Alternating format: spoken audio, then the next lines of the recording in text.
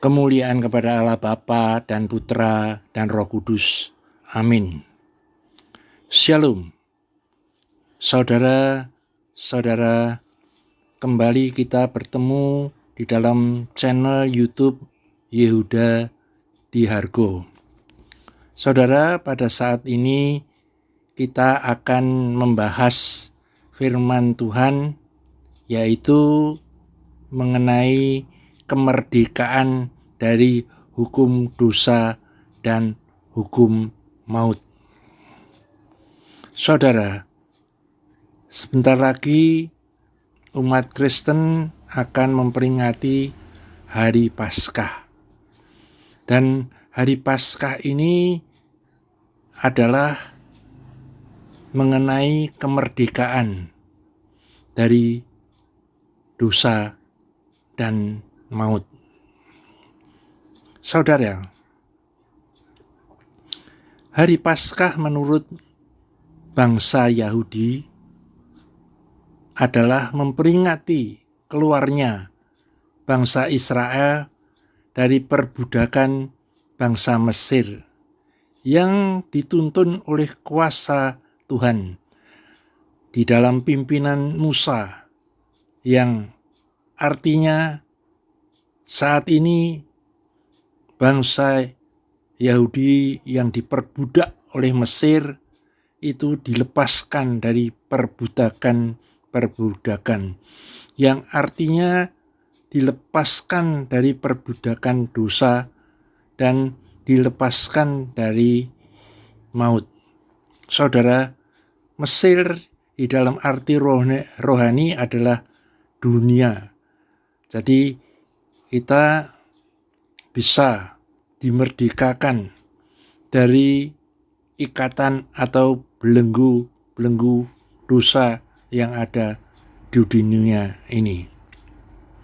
Saudara, Hari Paskah menurut Kristen itu untuk memperingati hari sengsara Tuhan Yesus yang telah mati di atas kayu salib untuk menebus dosa umat manusia. Dengan darahnya, dengan kebangkitan dari kematiannya yang merupakan kemenangan atas hukum dosa dan hukum maut. Saudara, dosa mengakibatkan kematian, kebinasaan kekal. Dan dosa hanya bisa ditebus melalui darah manusia, bukan darah binatang. Karena darah binatang tidak bisa dipakai untuk menebus dosa manusia. Kita akan bisa baca di dalam Ibrani pasal 10 ayat 4 dan ayat yang ke-5. Demikian bunyi firman Tuhan. Sebab tidak mungkin darah lembu jantan atau darah domba jantan menghapuskan dosa. Ayat yang ke-5. Karena itu ketika ia masuk ke dunia, ia berkata, korban dan persembahan tidak engkau kehendaki, tetapi engkau telah menyediakan tubuh bagiku. Yang artinya Allah sudah menyediakan korban penebusan dosa lewat darah putranya, yaitu Tuhan Yesus Kristus. Saudara, Allah yang Maha Kasih telah menemukan jalan penebusan melalui darah Yesus yang kudus sebagai ganti penebusan untuk semua manusia. Jadi apabila Tuhan Yesus tidak mencurahkan darahnya di atas kayu salib, maka semua manusia ini akan binasa dan masuk dalam api neraka. Saudara, mari kita buka Alkitab kita Dan kita akan membacanya di dalam Roma pasal 8 ayatnya mulai yang kedua sampai ayat yang keempat. Roh yang memberi hidup telah memerdekakan kamu dalam Kristus dari hukum dosa dan hukum maut. Sebab apa yang tidak mungkin dilakukan hukum Taurat karena tak berdaya oleh daging telah dilakukan oleh Allah dengan jalan mengutus anaknya sendiri dalam daging yang serupa dengan daging yang dikuasai dosa karena dosa. Ia telah menjatuhkan hukuman atas dosa di dalam daging, supaya tuntutan hukum Taurat digenapi di dalam kita yang tidak hidup menurut daging, tapi menurut roh. Saudara, manusia yang berdosa itu tidak mungkin atau tidak bisa melepaskan diri dari hukum dosa dan hukum maut. Sebab untuk mereka bisa terbebas dari hukum dosa dan maut harus melalui pengorbanan, yaitu dengan darah. Dan kalau kita melihat di dalam agama yang mengikuti Taurat, mereka mempersembahkan korban itu dengan darah binatang.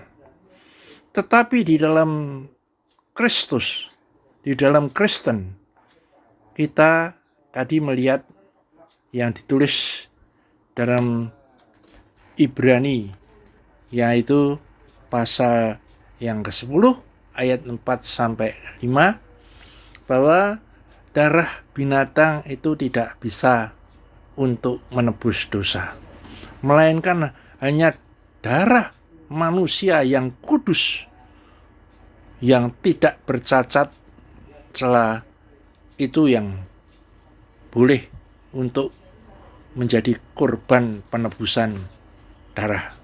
Jadi saudara, hanya darah yang kudus dan tidak bercacat, tidak ada lain, ialah darah anak domba yang kudus, yaitu Tuhan Yesus Kristus, yang layak untuk menebus dosa umat manusia.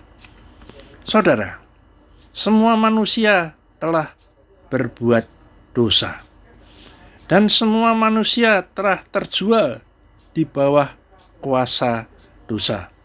Itu yang ditulis di dalam Roma pasal 7 ayat yang ke-14. Sebab kita tahu bahwa hukum Taurat adalah rohani, tetapi aku bersifat daging, terjual di bawah kuasa dosa. Saudara, manusia juga menjadi tawanan hukum dosa.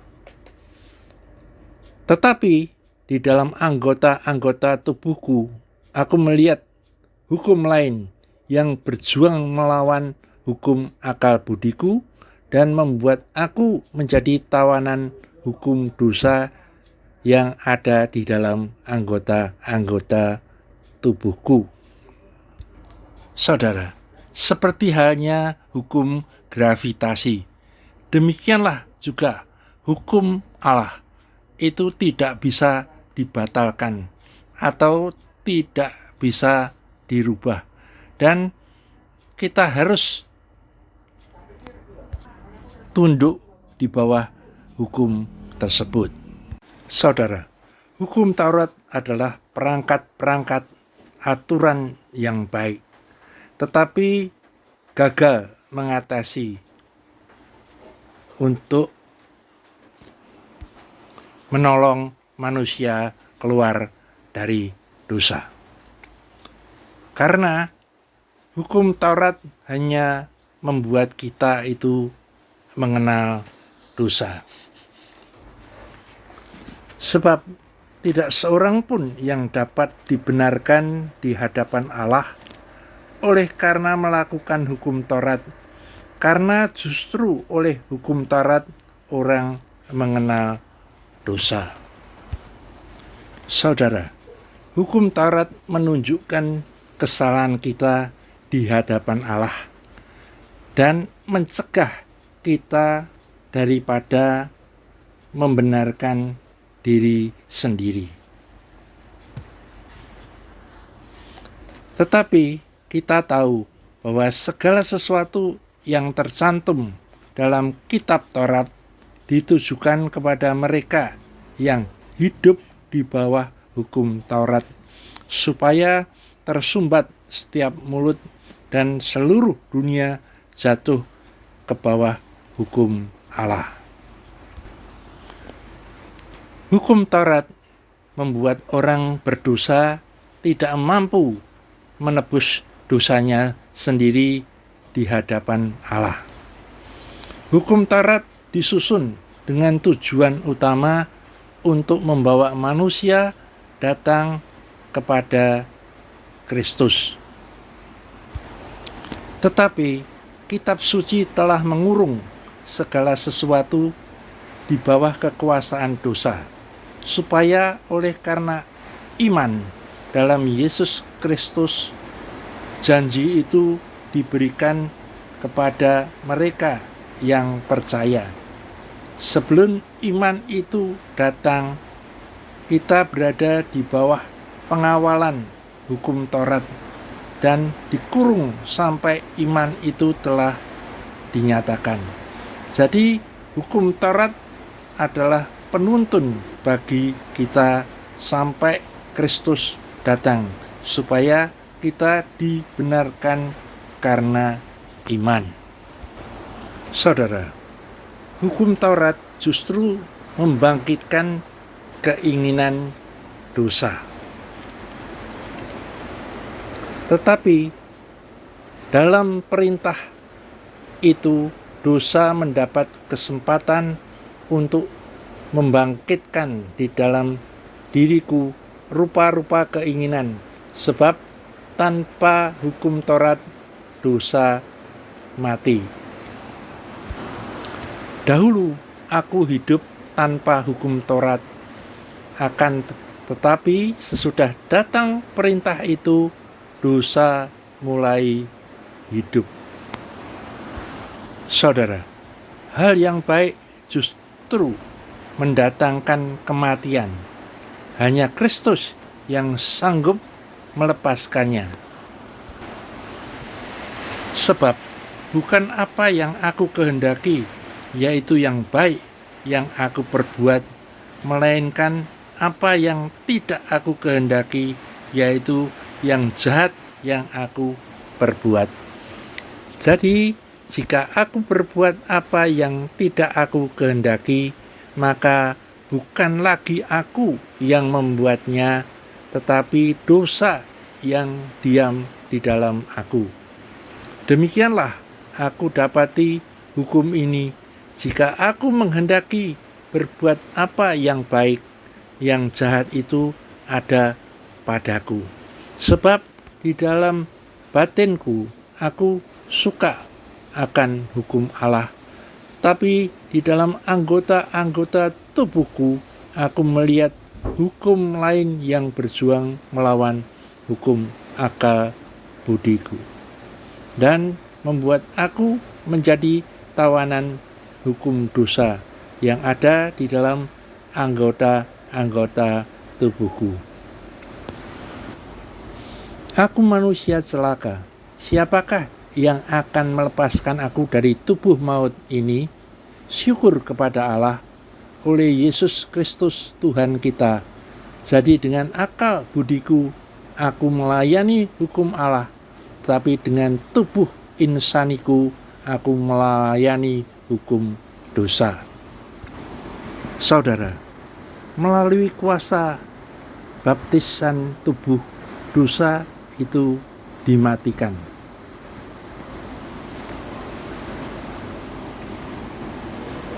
Dengan demikian kita telah dikuburkan bersama-sama dengan Dia oleh baptisan dalam kematian, supaya Sama seperti Kristus telah dibangkitkan dari antara orang mati oleh kemuliaan Bapa, demikian juga kita akan hidup dalam hidup yang baru.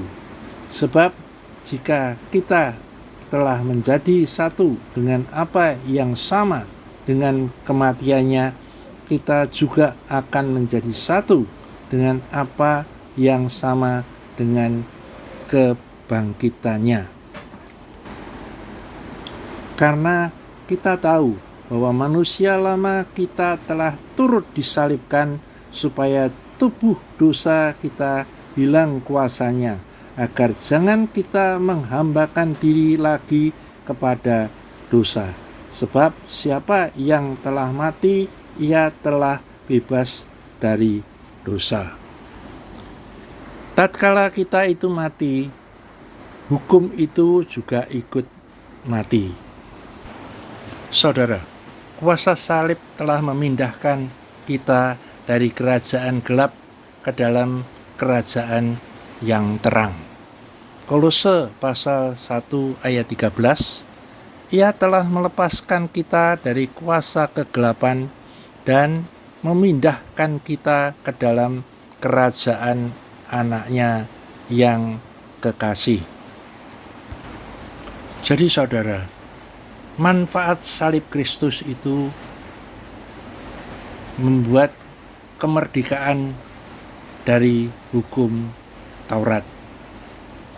Hukum Taurat menyebabkan hawa nafsu dosa itu hidup.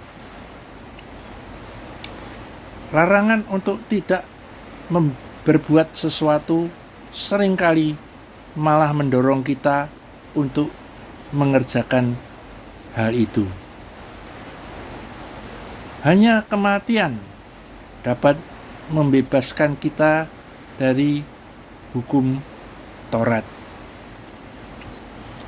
Apakah kamu tidak tahu, saudara-saudara, sebab aku berbicara kepada mereka yang mengetahui hukum, bahwa hukum berkuasa atas seseorang selama orang itu hidup. Sebab seorang istri terikat oleh hukum kepada suaminya selama suaminya itu hidup. Akan tetapi apabila suaminya itu mati, bebaslah ia dari hukuman yang mengikatnya kepada suaminya itu. Jadi selama suaminya hidup, ia dianggap berzina kalau ia menjadi istri laki-laki lain. Tapi jika suaminya telah mati, ia bebas dari hukum, sehingga ia bukanlah berzina kalau ia menjadi istri laki-laki lain. Sebab itu, saudara-saudaraku, kamu juga telah mati bagi hukum Taurat oleh tubuh Kristus, supaya kamu menjadi milik orang lain, yaitu milik Dia yang telah dibangkitkan dari antara orang mati, agar kita berbuah bagi Allah. Saudara, berdasarkan hukum Taurat inilah kita dikawinkan dengan sifat jasmani, dan buah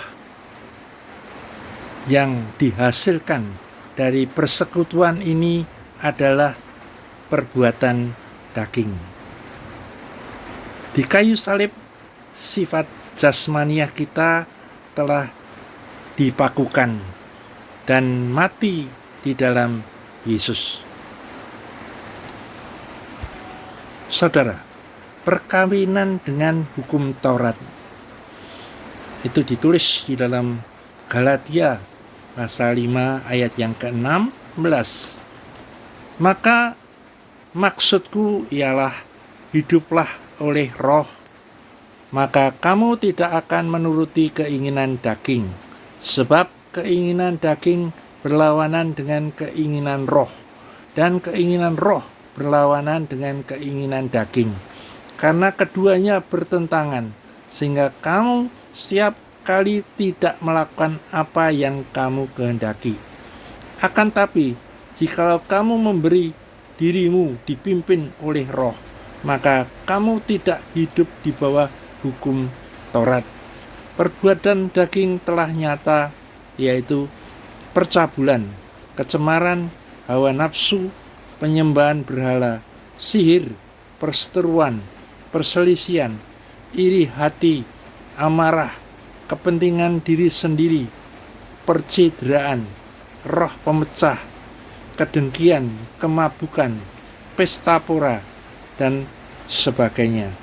Terhadap semuanya ini kuperingatkan kamu seperti yang telah kubuat dahulu, bahwa barang siapa yang melakukan hal-hal yang demikian, ia tidak akan mendapat bagian dalam kerajaan Allah. Saudara, akibat persekutuan dengan hukum Taurat, kita membuka diri kita terhadap serangan-serangan iblis melalui manipulasi atau penyesatan dan juga dominasi, menguasai dan mengendalikan dan mengintimidasi kita dengan teror-teror dan menekan kita dengan ketakutan.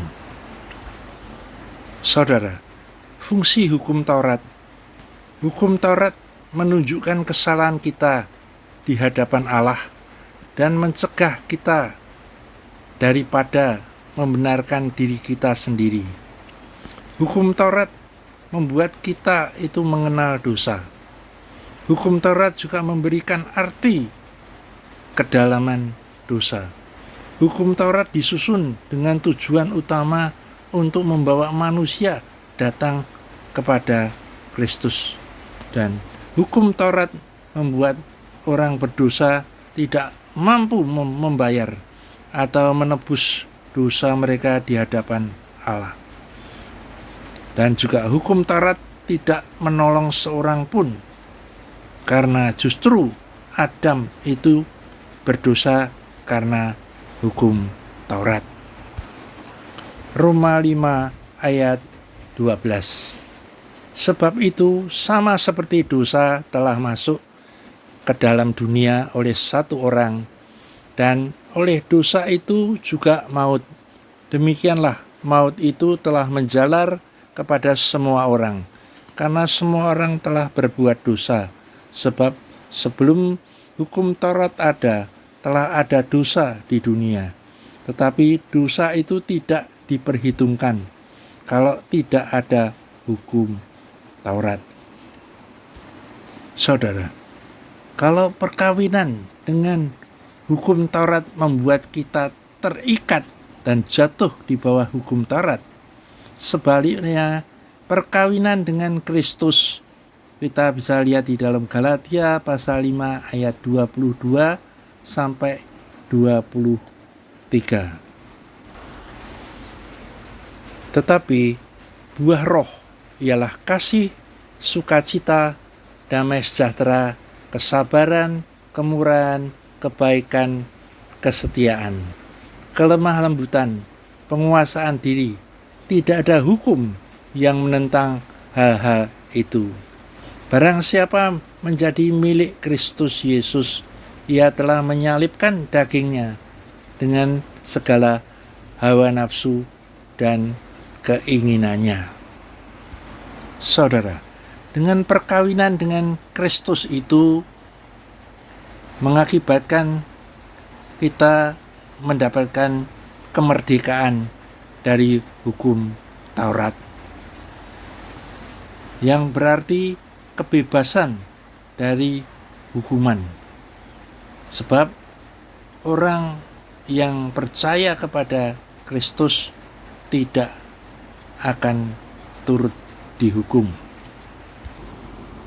Demikianlah sekarang tidak ada penghukuman bagi mereka yang ada di dalam Kristus Yesus. Roh yang memberi hidup telah memerdekakan kamu dalam Kristus dari hukum dosa dan hukum maut. Yang kedua adalah kebebasan untuk mengasihi. Roma 13 ayat yang ke-8, janganlah kamu berhutang apa-apa kepada siapapun juga, tetapi hendaklah kamu saling mengasihi, sebab barang siapa mengasihi sesamanya manusia, ia sudah memenuhi hukum Taurat. Jadi saudara, hukum Tuhan itu adalah hukum kasih yang akan menutup semua hukum Taurat, dan karena kasih itu menutupi banyak sekali dosa. Yang ketiga, kebebasan untuk dipimpin oleh Roh Kudus. Saudara, dengan perkawinan dengan Kristus itu, Roh Kudus yang akan turun dalam diri kita ini akan menuntun kita di dalam pimpinannya. Jika kita ingin Roh Kudus memimpin kita dengan kuasa, kita harus meminta Roh Kudus untuk memberi sifat dan karakter anak domba, yaitu kekudusan, kelembutan hati, kemurahan hati, dan hidup yang diserahkan rela untuk dipersembahkan sebagai korban. Saudara, perkawinan dengan Kristus membuat kita itu hidup di bawah kasih karunia. Sebab itu, sama seperti oleh satu pelanggaran, semua orang beroleh penghukuman. Demikian pula oleh satu perbuatan kebenaran, semua orang beroleh pembenaran untuk hidup. Jadi, sama seperti oleh ketidaktaatan satu orang, semua orang telah menjadi orang berdosa. Demikian pula oleh ketaatan satu orang, semua orang menjadi orang benar. Tetapi hukum Taurat ditambahkan supaya pelanggaran menjadi semakin banyak, dan di mana dosa bertambah banyak, di sana kasih karunia menjadi berlimpah-limpah. Saudara, perkawinan dengan Kristus membuat benih yang lama itu dimatikan dan akan diberikan benih yang baru. Dan proses ini yang disebut lahir baru. Saudara, di dalam kitab Yeskiel pasal yang ke-36 ayat yang ke-25, demikian bunyi firman Tuhan. Aku akan mencurahkan kepadamu air jernih yang akan mentahirkan kamu dari segala kenajisanmu dan dari semua berhala-berhalamu. Aku akan mentahirkan kamu. Kamu akan kuberikan hati yang baru dan roh yang baru di dalam batinmu. Dan aku akan menjauhkan dari tubuhmu hati yang keras, dan kuberikan kepadamu hati yang taat. Rohku akan kuberikan diam di dalam batinmu, dan aku akan membuat kamu hidup menurut segala ketetapanku dan tetap berpegang pada peraturan-peraturanku dan melakukannya. Jadi saudara, melalui proses di dalam kelahiran yang baru, oleh benih yang baru ini, kita orang yang berdosa sekarang dijadikan menjadi orang yang benar. Dan selanjutnya kita akan terjadi perubahan status. Kemerdekaan ini digambarkan sebagai hari raya Paskah yang berarti keluar dari perbudakan dosa. Belenggu dosa telah dipatahkan oleh kuasa darah Yesus. Dan kita sudah ditebus oleh dosa itu dan juga dimerdekakan dari hukum dosa dan hukum maut. Inilah yang digambarkan sebagai hari Paskah. Saudara, melalui kuasa salib Kristus, kita dimerdekakan dari pikiran dan perbuatan dosa. Itu lewat perbuatan yang dilakukan oleh manusia. Hanya dapat diperoleh melalui firman dan kuasa Roh Kudus. Kalau kita tetap tinggal di dalam firman. Injil Yohanes pasal yang ke-8 mulai ayat yang ke-31.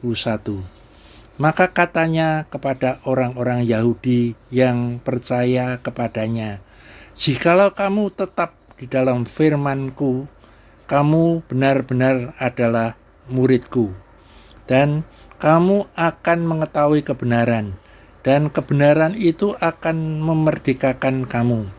Jawab mereka, "Kami adalah keturunan Abraham yang tidak pernah menjadi hamba siapapun. Bagaimana engkau dapat berkata, kamu akan merdeka?" Kata Yesus kepada mereka, "Aku berkata kepadamu, sesungguhnya setiap orang yang berbuat dosa adalah hamba dosa, dan hamba tidak tetap tinggal dalam rumah, tetapi anak tetap tinggal di dalam rumah. Jadi apabila anak itu memerdekakan kamu, kamu pun benar-benar merdeka." Kamu telah dimerdekakan dari dosa dan menjadi hamba kebenaran. Aku mengatakan hal ini secara manusia karena kelemahan kamu, sebab sama seperti kamu telah menyerahkan anggota-anggota tubuhmu menjadi hamba kecemaran dan kedurhakaan yang membawa kamu kepada kedurhakaan. Demikian hal kamu sekarang harus menyerahkan anggota-anggota tubuhmu menjadi hamba kebenaran yang membawa kamu kepada pengudusan. Yang kedua, mau dipimpin oleh Roh Kudus. Semua orang yang dipimpin Roh Allah adalah anak Allah. Sebab kamu tidak menerima roh perbudakan yang membuat kamu menjadi takut lagi, tetapi kamu telah menerima roh yang menjadikan kamu anak Allah. Oleh roh itu kita berseru, "Ya Aba" dan "Ya Bapa." Mau berpikir hal-hal yang dari roh, bukan yang dari daging. Dan juga punya niat kudus dan melatih tubuh supaya kita ini dapat mencapai pertumbuhan rohani yang maksimal. Kemudian mematikan perbuatan-perbuatan yang dari daging. Sebab jika kamu hidup menurut daging, kamu akan mati. Tapi jika oleh roh, kamu mematikan perbuatan-perbuatan tubuhmu, kamu akan hidup. Semua orang yang dipimpin Roh Allah adalah anak Allah. Membangkitkan dan juga menghidupkan rohnya, sehingga memperoleh kepekaan akan suara hati nurani. Proses ini disebut hidup suci atau proses yang semakin kudus. Dari orang benar menjadi orang suci terjadi perubahan tingkah laku. Tetapi hendaklah kamu menjadi kudus di dalam seluruh hidupmu, sama seperti Dia yang kudus, yang telah memanggil kamu. Sebab ada tertulis, kuduslah kamu, sebab aku kudus.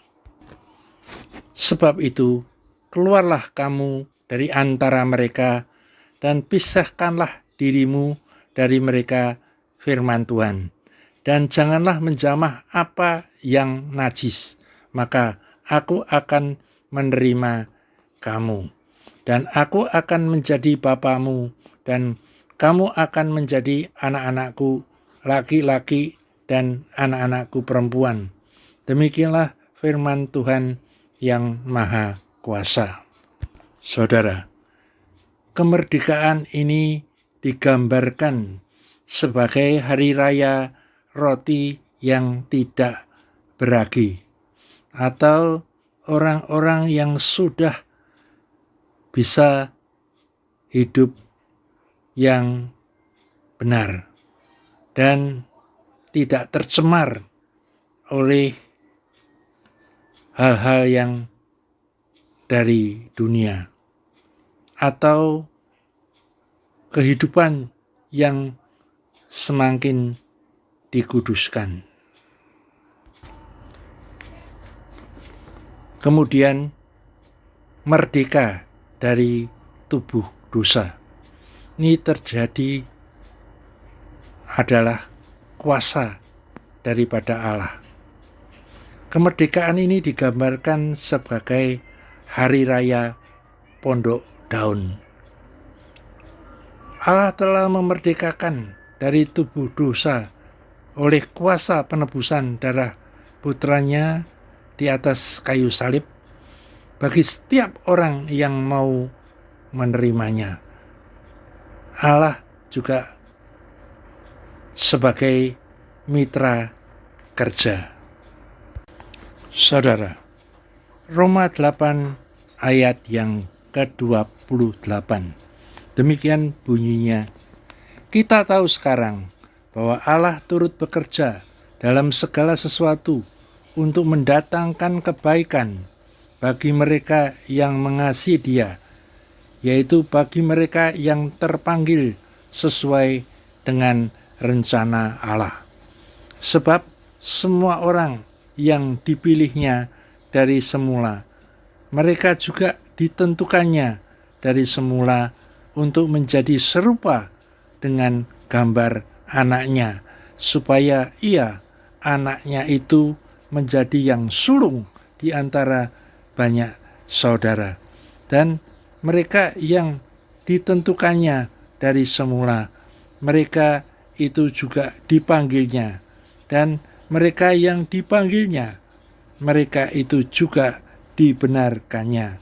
Dan mereka yang dibenarkannya, mereka itu juga dimuliakannya. Jadi saudara, Allah itu punya bagian dalam pekerjaannya, yaitu dengan kuasa Roh Kudusnya yang akan turut bekerja di dalam diri kita. Tapi manusia juga punya bagian untuk mengerjakannya dengan perbuatan-perbuatan yang memuliakan nama Tuhan dan sesuai dengan hukum dan aturan main yang sudah ditetapkannya. Jadi saudara, kuasa salib itu juga bisa memerdekakan dari diri kita sendiri. Saudara, pertempuran yang terbesar adalah di dalam dirinya sendiri, yaitu di dalam tabiat kedagingan kita. Dan memberinya lebih banyak serangan daripada serangan iblis. Jadi pertempuran yang terbesar justru untuk mengalahkan keegoan kita atau tabiat daging kita. Ketika kita hidup berdasarkan kedagingan, kita itu bermitra dengan iblis dan juga melawan rencana Allah dan kehendaknya atas hidup kita. Saudara, dua kecenderungan pergumulan di dalam daging ini, yang pertama adalah gambar diri yang tidak sehat atau gambar diri yang rusak, citra diri yang telah rusak karena dasar daripada penampilan, bukan dari perhiasan batin yang sangat berharga di hadapan Allah. Yang kedua adalah keangkuhan yang memaksa, ya, karena di dalam diri kita itu ada 3 kesombongan, ya. Dalam diri manusia, kesombongan yang pertama adalah kesombongan intelektual. Itu adalah di dalam pengetahuannya. Kesombongan di dalam pengetahuan intelektualnya. Yang kedua, kesombongan mengenai harta benda yang dimilikinya atau kedudukan yang dimilikinya. Yang ketiga adalah kesombongan dari kuasa kasih karunia yang diberikan oleh Tuhan sehingga menjadi sombong rohani. Saudara, kunci bagi pertempuran kita yaitu dengan penguasaan diri, pengendalian diri adalah bagian dari kita yang memutuskan untuk setuju atau tidak setuju dengan nafsu kedagingan kita yang menuju dosa, keputusan dan pengakuan kita. Inilah yang akan memutuskan kita berpihak kepada Tuhan atau kita berpihak kepada dunia di dalam pengaruh kuasa-kuasa kegelapan. Karena saudara, penderitaan jangka pendek itu untuk keuntungan jangka panjang. Dalam 2 Korintus pasal yang 4 ayat yang ke-17 demikian bunyi firman Tuhan.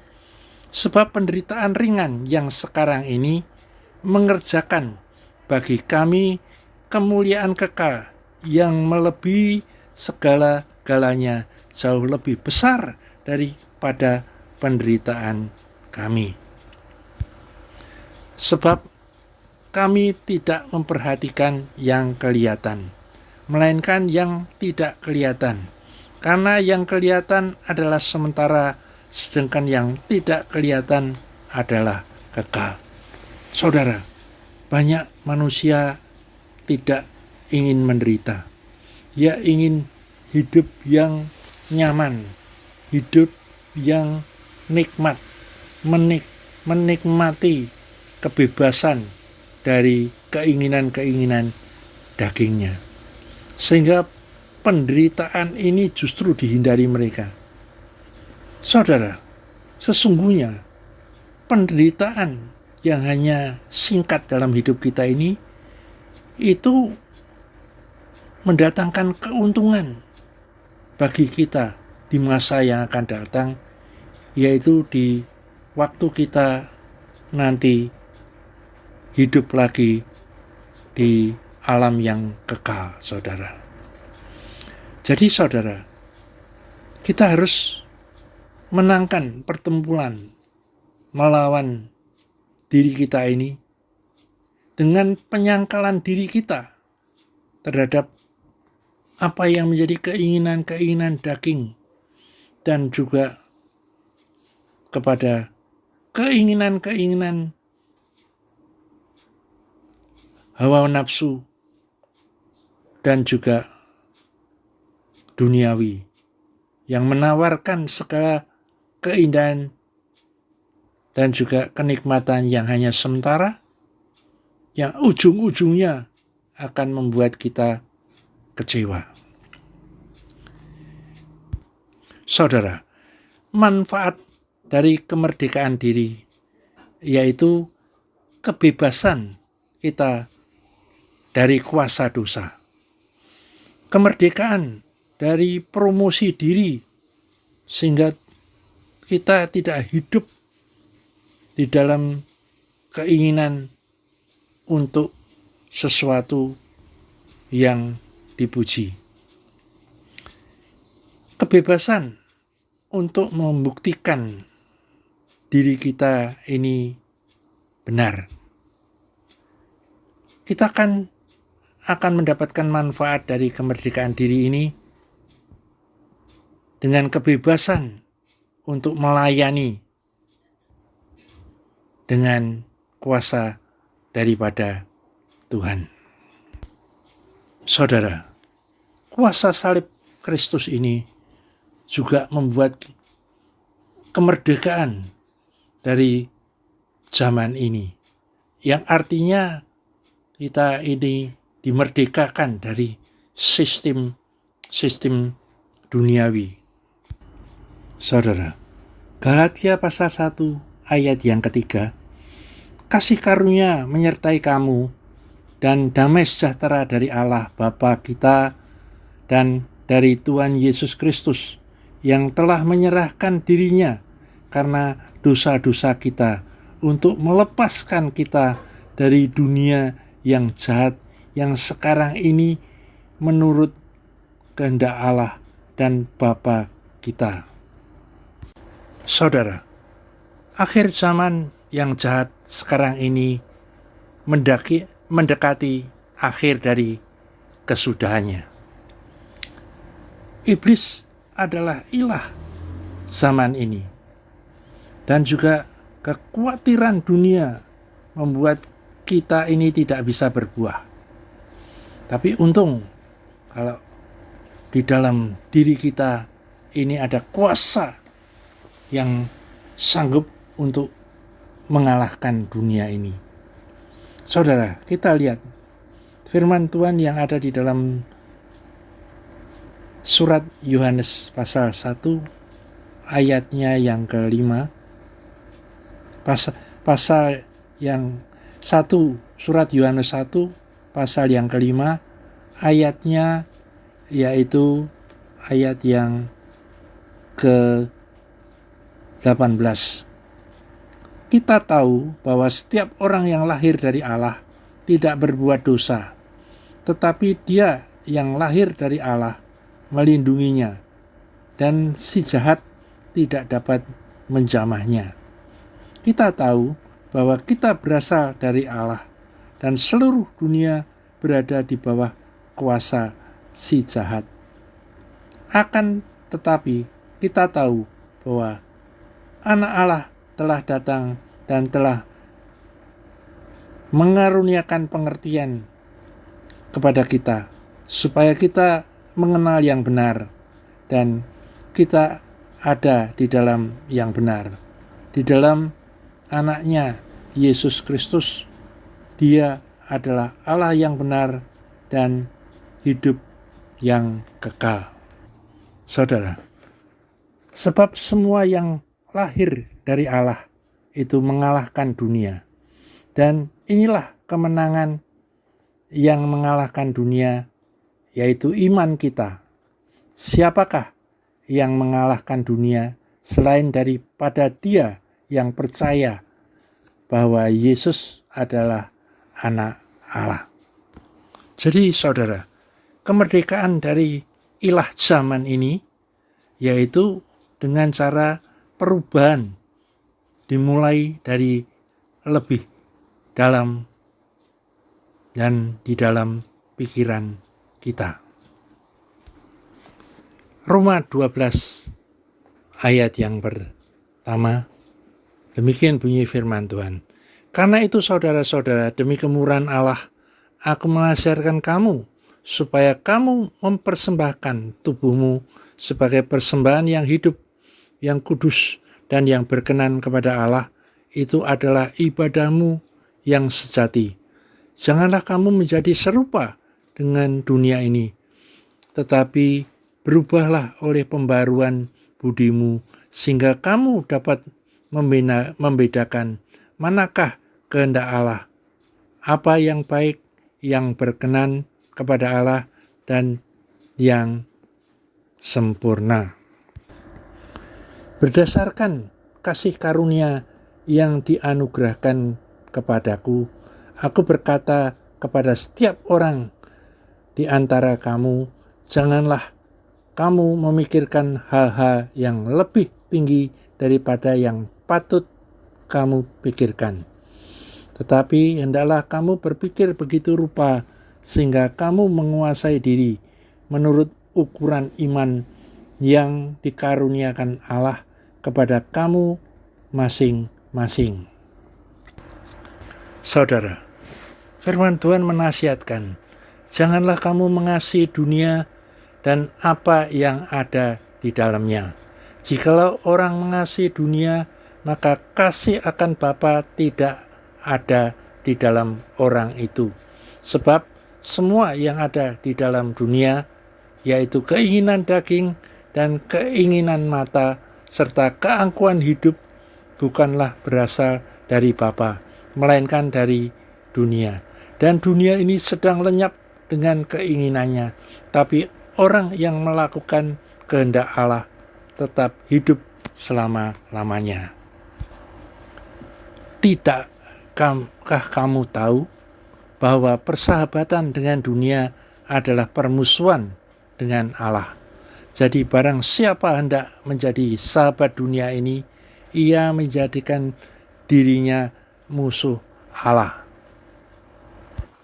Jadi saudara, jika kita sudah diperingatkan lewat firman Tuhan, janganlah kita menjadi serupa dengan dunia ini. Dan juga janganlah kita ini mengasihi dunia, karena dunia ini sedang lenyap dengan segala keinginannya. Dan janganlah kita itu menjadi sama dengan dunia, karena dunia ini akan menjadikan kita musuh Allah. Maka saudara, marilah kita perhatikan baik-baik renungan firman Tuhan ini. Dan saudara, jalan menuju kemerdekaan di dalam Kristus ini melalui satu proses, yaitu karya Allah untuk memerdekakan kita. Karena ini merupakan dasar kemerdekaan kita. Kita beroleh bagian di dalam kematian Yesus Kristus. Kita juga beroleh bagian dalam kebangkitan Yesus Kristus. Sehingga lewat kematian dan kebangkitannya, tubuh dosa kita itu hilang kuasanya. Kemudian kita mempunyai pandangan yang tepat. Kita harus menyadari kuasa dosa telah ditaklukkan dalam kehidupan kita, sehingga kita tidak harus melakukan dosa yang dulu sangat mengikat kita. Kemudian kita mempunyai komitmen yang teguh. Dengan komitmen kita, hendaklah dosa jangan berkuasa lagi di dalam tubuh kita yang fana itu. Dan kita menantikan kehendak Allah sepenuhnya. Nah, janganlah sama. Dan janganlah kamu menyerahkan anggota-anggota tubuhmu kepada dosa. Tapi serahkanlah anggota-anggota tubuhmu kepada Allah. Juga kita berjalan dengan kemerdekaan di dalam Kristus. Itulah hasilnya, sehingga kita memperoleh kemenangan kita terhadap hukum dosa dan hukum maut. Jadi saudara,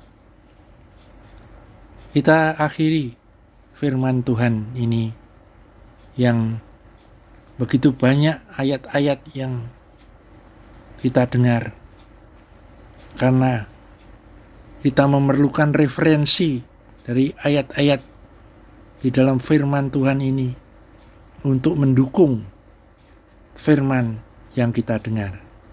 Mari kita berdoa. Bapa di sorga, kami mengucap syukur atas kasih karunia Tuhan yang sudah memberikan kepada kami pengajaran-pengajaran lewat kebenaran firman Tuhan ini. Selanjutnya kami serahkan kepadamu dengan kuasa-Mu, Roh Kudus, supaya kami yang mendengarkan firman-Mu ini Kau urapi dengan kuasa dari sorga.